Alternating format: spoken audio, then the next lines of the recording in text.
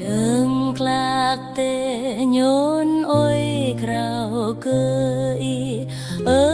bayang ipang bernyon ketra bokling manat itenge bernyon aping hare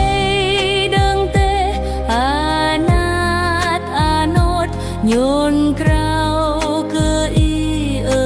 ketrenyon imem imem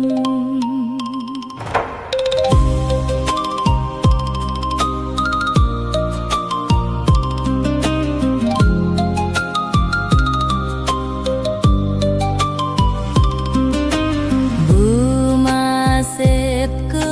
oi jo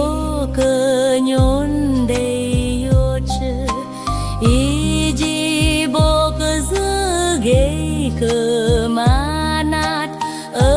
kedrenyon ngeh kei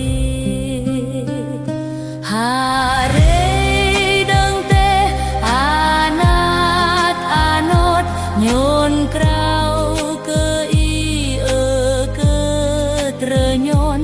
imem imem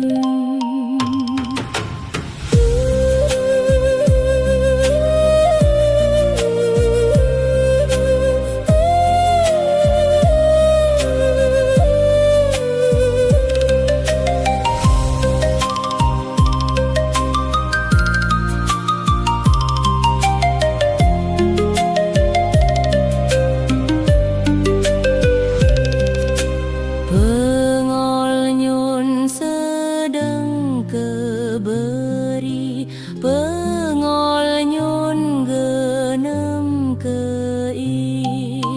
thoi degak epei kenar lech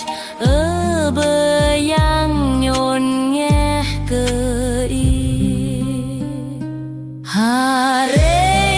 deng teh anat anot nyon krau kei ketrenyon imem